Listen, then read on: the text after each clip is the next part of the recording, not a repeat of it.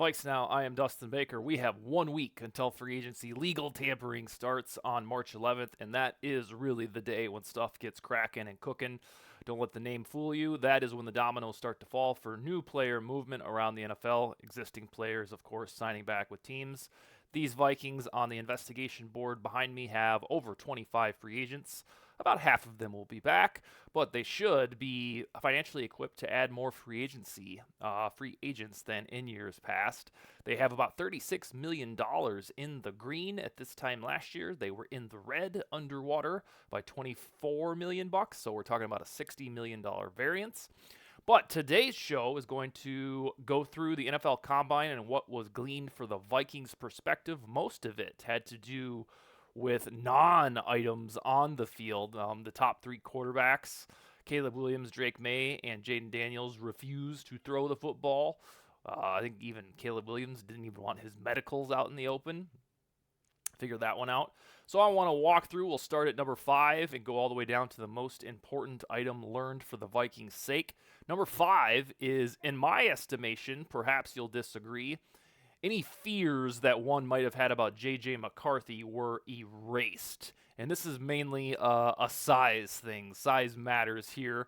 Heading into the Combine, most scouting reports listed McCarthy at about 6'3" and 200 pounds. And that is a slender frame for an NFL quarterback. It even led me to think, all right, well, they're going to have to put some weight on this dude so he can take some of these hits. Lo and behold, at the Combine, he weighed in about 220 pounds. I think it was 219. So, 6'3" and change plus 220, perfectly fine. That will do the trick at the NFL level. So sometime between the time his scouting reports were authored or he weighed in last at Michigan, he's put on some weight, which was a prerequisite for the NFL quarterback position. There aren't a lot of tall, lanky quarterbacks that make it, believe it or not. So the measurables on McCarthy turned out just fine, and this guy is important for the Vikings' offseason sake, or at least your speculation, because he is probably the man that can get got without a ginormous trade into the top 3. So, for example, if Kirk Cousins re-signs next week, I don't think he will, but if he does, the Vikings can reasonably draft J.J. McCarthy and have him watch for a year or two, the Packers way or the Chiefs way, back to 2016, 2017, 2018. But on the whole, even though McCarthy missed, I think, a throw or two at the Combine, and people were like, look, he sucks. I don't know why we do that. McCarthy, if the Vikings end up drafting him, you can get excited about that. He's not, too slender for the job. He has the toolkit. The only other thing I'm concerned about is his ability to throw deep outside the numbers. When you watch the tape, read the scouting reports, that isn't his jam, but that's what coaching is for. Every quarterback that's coming out of this class, or perhaps ever, has stuff that they must work on, and McCarthy is not excluded. But at least we know coming out of the gate, he has the size to do the job, and he has the pizzazz in general. He can make the throws. So I would say at number 5 that if the Vikings end up with McCarthy, it doesn't have to feel like a half-assed or piecemealed solution. Number 4, a new running back, probably an RB2, is on the way to these Vikings. So before Thursday, which is when Alexander Mattison was presumably released, I think that's when the reporting said, hey, this guy isn't coming back. On Tuesday, Kevin O'Connell was asked about the running back spot because this is a position where they've struggled in back-to-back years. And he said, we'll look at our options. He said we'll infuse talent as necessary from free agency or the draft. 48 hours after he said that, Alexander Mattison was released. Over the Cap had his contractual structure wrong. If you knew and I knew that the Vikings would save $3 million by releasing Alexander Mattison, we would have predicted that 2 months ago. But it never looked like it on overthecap.com, or I think even SpotRack, that cutting Mattison would do a damn bit of good. Well, it did, and they did. Mattison will not be a part of the 2024 Vikings unless he re-signs on a weird dinker deal. And that means it's Ty Chandler and somebody else. I guess in theory they could promote Dwayne McBride and hope for the best, or finally use Kene Nwangwu. But we learned that the Vikings are probably getting a new running back, and I would guess it'll be from the draft. There are some out there that thinks they'll put their foot down once and for all and go sign Derrick Henry or DeAndre Swift. I would be okay with DeAndre Swift. But always remember that this is the Moneyball general manager in Kwesi Adofo-Mensah, and usually those types don't believe in paying running backs mucho dinero. So I believe the Vikings will find an RB2 in the draft, and this has been sped up because Madison was released or is expected to be released. That reporting came out Thursday night. Number 3, finally, somebody asked Kwesi Adofo-Mensah about trading Justin Jefferson. I think it was Alec Lewis, who's been on this show before, and he said it was something that never crossed his mind, and he almost seemed a little ticked that he had to address Jefferson trade rumors. You got to look at it from Kwesi Adofo-Mensah's perspective.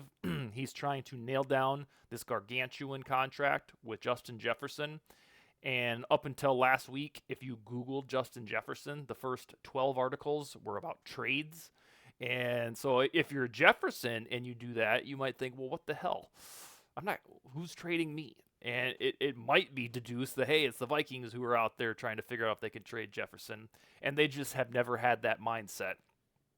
So what we did, and I think I talked about on this show, is because Rick Spielman said a couple of times regarding Percy Harvin or about Stephon Diggs that we have no intent on trading Percy Harvin, or it's not my intention to trade Stephon Diggs. We assume because that man said that, turned around and traded those guys, that Kwesi is going to do that too. Well, it's unfair. They're different human beings, and Justin Jefferson was always leaps and bounds better than Percy Harvin and Stephon Diggs. So, up until Tuesday, which is when Kwesi took the microphone, every big NFL media outlet had their Justin Jefferson trade article out there about, where could he go or what would they have to spend to get him. And then those all kind of dissipated because the Vikings aren't trading Justin Jefferson. I know it's taking a long time to finalize the extension, but this is a big damn deal that's going to define the Vikings for the next 4 years and reset the market for wide receivers. These things take time. I've said it over and over. CeeDee Lamb doesn't have a deal yet. He was from the same draft class as Jefferson. Neither does Tristan Wirfs. He's also from that draft class. So this takes some patience from fans to know that the deal's going to get done. But it was never going to happen in the first place. And then the team's leaders point blank, scoffed at the notion of trading Justin Jefferson. Number 2, items learned for the Vikings' sake in the NFL Combine. This one kind of went through a little odyssey throughout the week. It revolved around Kirk Cousins. And the Vikings started the Combine saying their usual song and dance. We want Cousins back. We think we can win a Super Bowl with him. Kirk Cousins is a wonderful quarterback. He was playing the best football of his life before he tore his Achilles. And it sounded on Tuesday, back-to-back press conferences, that the Vikings indeed were tunneling toward a way to bring Cousins back. The sticking point was and is and remains the money. Cousins has always, when asked personally, shucks, structure is important to me. It's not about the money at this point in my career. But it seems that might be fool's gold. It's always about the money with Cousins. And for the Vikings' sake, they probably do want him back, but at their price, which I'm going to guess is below what Cousins will fetch from the Falcons or the Steelers. So we had this twofold Cousins update that based on their own preferences, the Vikings want Cousins back for a 7th season, but they're not going to overspend nor likely, give him another ginormous guaranteed contract. And that's where the rub is, because he can probably get a ginormous contract from the Falcons.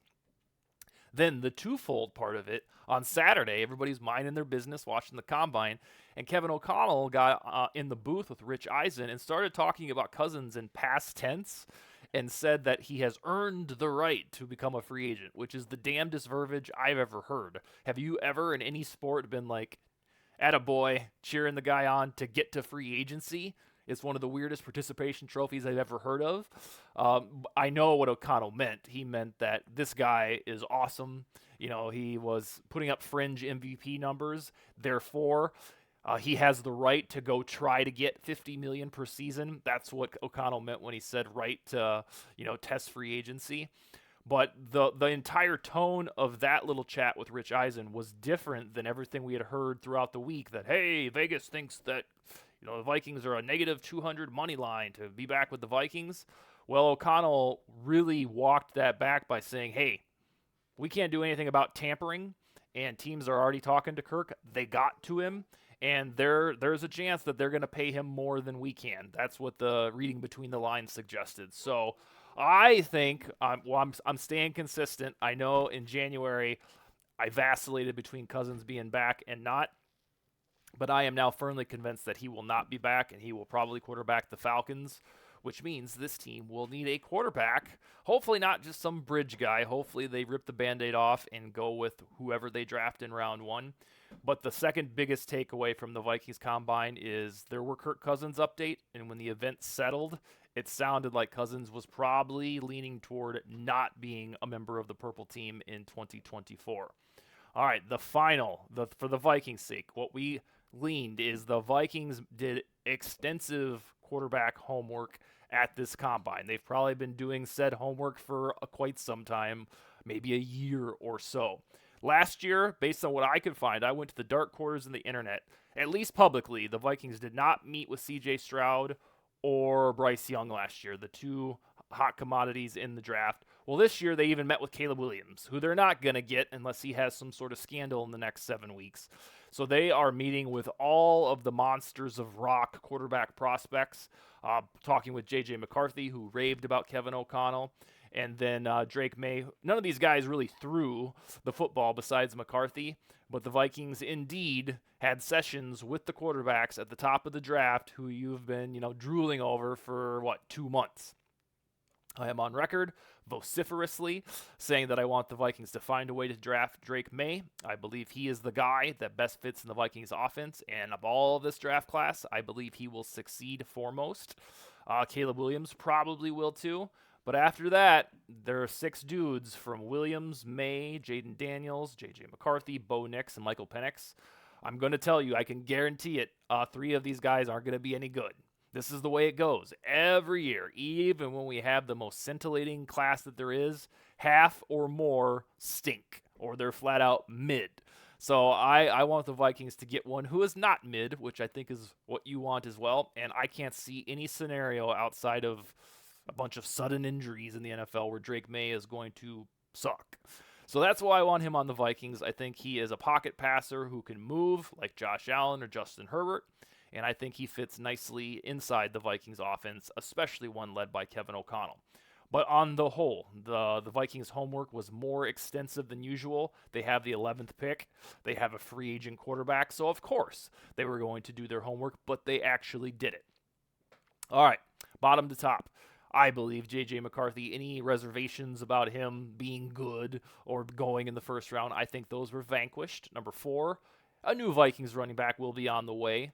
Alexander Mattison was released Thursday. Justin Jefferson's extension is inevitable. They were never going to trade his ass. It was stupid that it was even brought up. The Vikings want Cousins back, but I'm not sure he wants them, especially because he can probably get more money from the Falcons. And then finally, they are doing their diligence ad nauseum for the quarterback position because their quarterback is a free agent. He's going to turn 36. They haven't drafted a quarterback since Teddy Bridgewater, and they've never picked one in the top 10 ever. So those are the big items at the Combine. Tomorrow, we will talk with Paul Charchian. Josh Fryer going to interview him about his Vikings offseason domino takes. And then Wednesday, we'll have Ben Lieber, who was on the show a couple years ago. And Josh and I are going to pick his brain about Cousins, about Harrison Smith. Danielle Hunter probably. All the good stuff. That's all I got for Monday. Skol, baby.